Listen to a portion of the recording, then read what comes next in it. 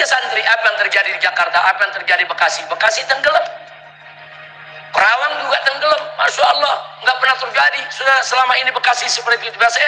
Biasanya banjir Jakarta aja. Sekarang bukan Jakarta aja, sekitar Jakarta ikut banjir di mana-mana. Nah, kenapa? Karena memang banyak lahan-lahan di wilayah puncak ini yang sudah digunduli. Yang sudah digunduli, ya jadi villa, ya jadi tempat wisata, tapi dengan menebang pohon-pohon keras. Padahal bisa kita buat taman wisata tanpa menghilangkan pohon keras, saudara. Nah, kalau pohon kerasnya dihilangkan, ya sudah, musibah, bala, banjir di mana-mana. Karena pohon-pohon seperti ini, satu, dia bisa mencegah longsor. Nah, tanah nggak dibawa lari sama air, ya kawan. Dua, di bawah tanah dia bisa menahan air. Nah, jadi sumber air kita nanti bisa lebih banyak. Itu sudah kita lakukan sejak tahun 2013. Jadi salah satu tujuan pendirian Pondok Pesantren Alam dan Agrokultural Markas Syariat, selain di bidang dakwah dan di bidang agama, adalah juga di bidang lingkungan hidup. Tadabbur alam tahun ini jangan di lokasi-lokasi yang rawan. Karena belakangan ini, karena intensitas hujan luar biasa, curah hujan begitu banyak dari tanggal 1 Ramadan kemarin, saudara, kita tahu di daerah Bogor ini khususnya banyak tanah yang longsor. Bahkan banyak daerah yang banjir. Biasanya banjir itu cuma dikirim ke Jakarta sama Bekasi atau daerah di bawah. Tapi kali ini hatta puncaknya ikut banjir, ya Pak. Jadi di puncak itu ada lembah-lembah di Cisarua, di mana tempat itu semua banyak yang terkena banjir. Tapi kalau Mega Mendung yang banjir, pesantren kita nih banjir, Jakarta tenggelam. Ini udah tinggi banget nih, 1000 berapa? Ya, 1300, 1200 dari permukaan laut. Jadi daerah kita nih udah tinggi betul, tapi di daerah seperti kita ini harus dijaga juga. Jangan ada penggundulan hutan, harus banyak-banyak kita menanam pohon-pohon keras. Karena kalau lahan ini semua digunduli, nanti air tidak bisa ditahan di gunung, semua akan turun ke bawah. Akhirnya gunungnya longsor, yang di lembahnya banjir, ya Pak. Dari awal saya dan keluarga mendirikan pondok pesantren ini, saudara, kita kasih nama Pesantren Alam dan Agrokultural. Itu salah satu tujuannya, selain pendidikan tentunya, selain pendidikan, selain urusan dakwah, agama, dan lain sebagainya, adalah reboisasi hutan. Kita melakukan penghijauan. Nah, kalau santri-santri lihat dari pintu pos 2 sampai ke masjid ini, itu kiri kanan ada pohon Afrika tinggi-tinggi, lihat nggak? Nah, itu yang nanam santri. Santri di tahun 2013 dan 2014. Jadi santri-santri senior itu pada saat sanlat begini. Jadi begitu sore mereka nanam semua, nanam pohon sepanjang-panjangnya sampai di bawah daerah makam syuhada, di bawah sekali kita lihat itu ada pohon-pohon berderet, itu pohon-pohon Afrika. Itu semua yang nanam santri, ditanam 12 tahun yang lalu. Enggak 12, kita 2013, sekarang 2005, 11 tahun yang lalu. Nah, ini Kiai Asep ngalami nih, Kiai Asep Sofyan ngalami. Jadi santri kita giring, saudara, baik yang disanlat maupun yang bukan sanlat, untuk menanam sampai ke blok B, blok C, blok D. Nah, jadi kalau santri nemu yang ada pohon-pohon Afrika di luar hutan, kalau pohon Afrika di hutan itu alami, itu hutan punya, bukan kita tanam. Memang sudah umurnya sudah puluhan, bahkan ada yang ratusan tahun. Tapi pohon Afrika di lingkungan lahan MS dulu kita tanam lebih dari 10.000 pohon. 10.000 pohon. Jadi kalau lihat di sepanjang jalan, oh ini ada pohon-pohon Afrika nih. Pohon Afrika tuh yang pohonnya tinggi tuh. Tinggi, di atasnya baru ada daunnya, ya kawan. Nah, kenapa dulu kita tanam pohon Afrika? Karena pohon Afrika ini satu, dia pohon keras. Dan akarnya itu bisa menahan air, saudara. Nah, sehingga kita harapkan kalau makin banyak pohon keras yang kita tanam di lahan ini, kita makin mudah untuk bikin sumur-sumur galian, untuk mencari air buat santri. Tapi sayang, target kita belum tercapai. target pondok pesantren adalah di lahan ini kita menanam 100.000 pohon keras. Nah, kita waktu itu baru nanam 10.000. Dan nggak disangka ternyata 10.000 udah jadi sekarang. Besar-besar itu pohon. Saudara, dan nanti 10 tahun yang akan datang dia punya dia punya badan atau batang daripada pohonnya akan lebih besar lagi seperti yang ada di hutan. Dan saya sesalkan kita gagal menanam pohon bau-bau. Ada satu pohon betul-betul dari negeri Afrika namanya pohon bau-bau. Dulu kita tanam di sini ada 3 atau 4 pohon. Pohon itu batangnya saja bisa buat rumah. Maksudnya buat rumah itu batangnya aja diameternya bisa 10 meter. Jadi kalau kembali 10 meter ke sana 10 meter, dalamnya kita korek jadi rumah ya. Jadi rumah. Nah, makanya di Afrika, boleh silakan buka YouTube, tulis saja pohon bau-bau di Afrika. Di hutan-hutan Afrika banyak orang-orang Afrika di pedalaman yang menjadikan pohon bau-bau menjadi rumah mereka. Mereka bikin jadi rumah tingkat. Yang di bawah dibikin ruangan untuk terima tamu, di atasnya bikin ruangan buat tidur dia di dalam pohon.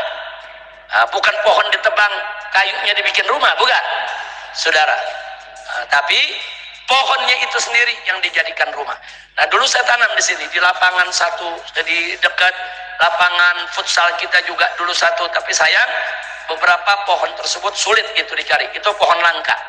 Ya, kita akan coba cari lagi untuk bisa kita tanam di lahan markas syariat. Karena pohon-pohon seperti ini, satu, dia bisa mencegah longsor. Nah, tanah nggak dibawa lari sama air ya kawan. 2, di bawah tanah dia bisa menahan air. Nah, jadi sumber air kita nanti bisa lebih banyak. Itu sudah kita lakukan sejak tahun 2013. Jadi salah satu tujuan pendirian Pondok Pesantren Alam dan Agrokultural Markas Syariat selain di bidang dakwah dan di bidang agama adalah juga di bidang lingkungan hidup. Ya kawan.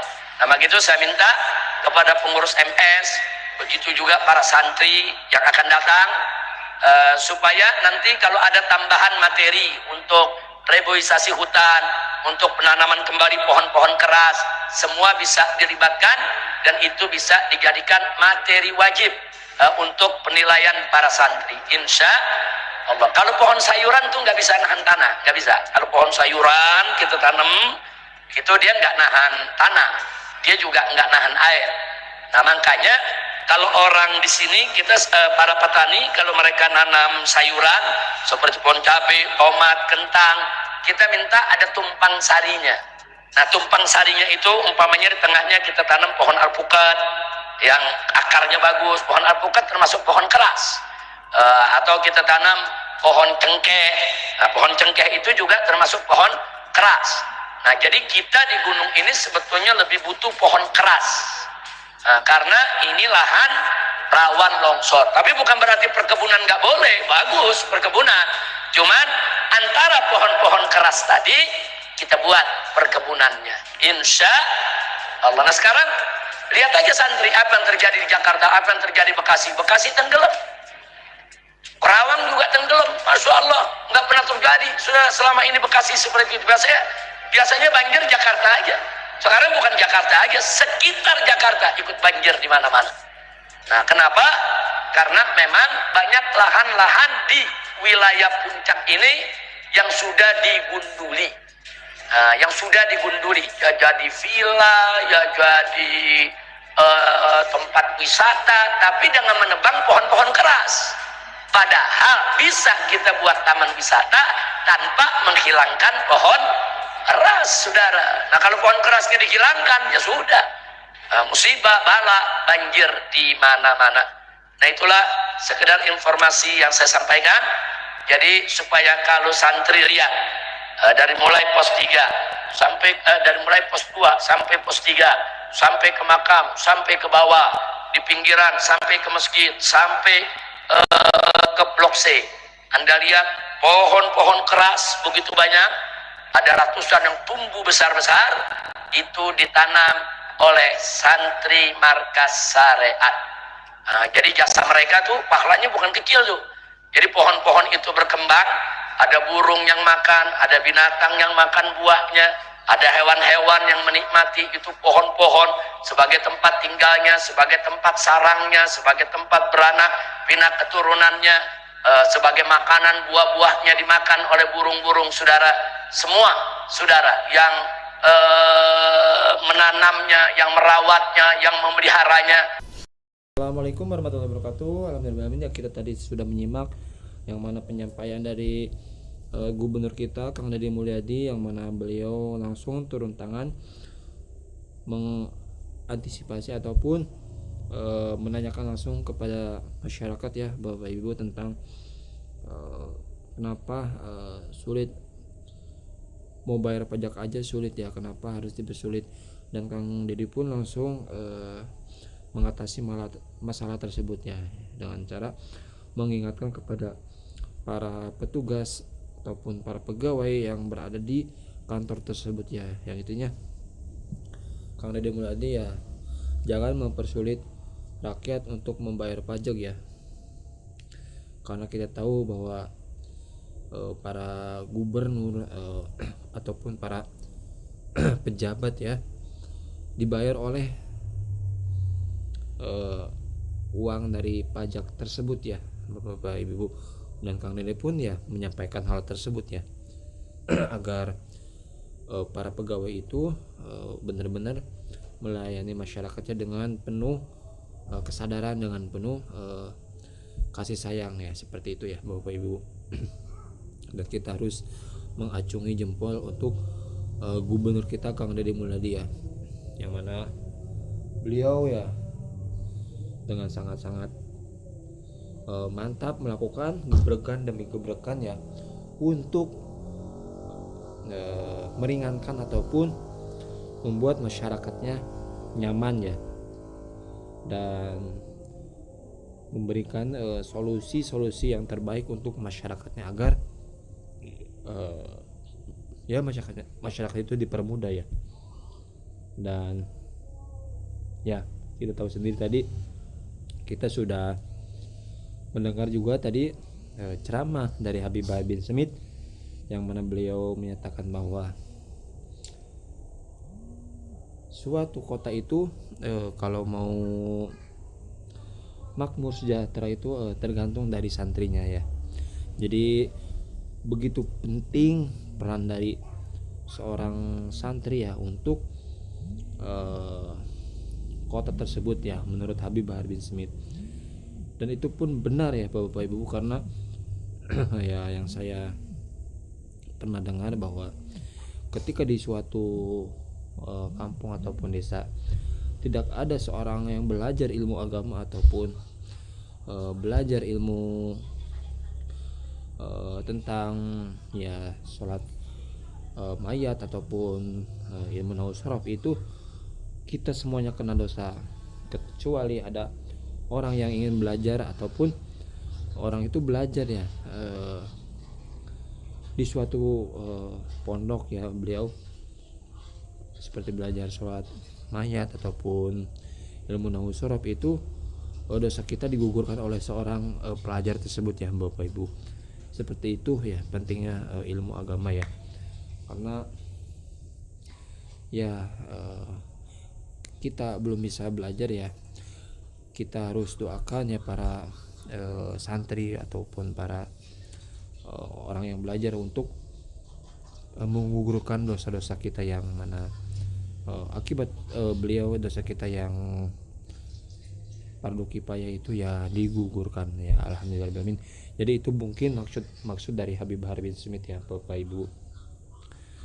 Ya semoga Kang Deddy terus ya melakukan gebrekan demi gebrekan, dan semoga sampai kepada kita ya terasa bagaimana Kang Deddy itu benar-benar ya melakukan perubahan yang sangat besar untuk Jawa Barat ya, yang mana dari sebelumnya ya belum ada gebrekan seperti ini ya, Bapak Ibu. Dan kalau bisa gubernur ya semuanya bisa seperti Kang Deddy Mulyadi dengan cara melakukan gebrekan demi gebrekan untuk mempermudah rakyatnya, untuk mempermudah masyarakatnya, untuk intinya membuat senang masyarakatnya, seperti itu ya Bapak Ibu. Dan otomatis ketika masyarakatnya senang ataupun masyarakatnya bahagia, otomatis ya pasti ya gubernur pun ya ikut bahagia ataupun ikut baik namanya ya, karena merasa berhasil untuk mengembangkan suatu kota ataupun suatu kabupaten bahkan provinsi ya, seperti itu ya Bapak Ibu. Mudah-mudahan semuanya sehat selalu, dan semoga ada Kang Deddy Part 2 ataupun semua gubernur bisa meniru dari sifat Kang Deddy ini. Amin ya amin. Terima kasih ya, itu dia video kali ini, semoga ada manfaatnya, semoga kita ya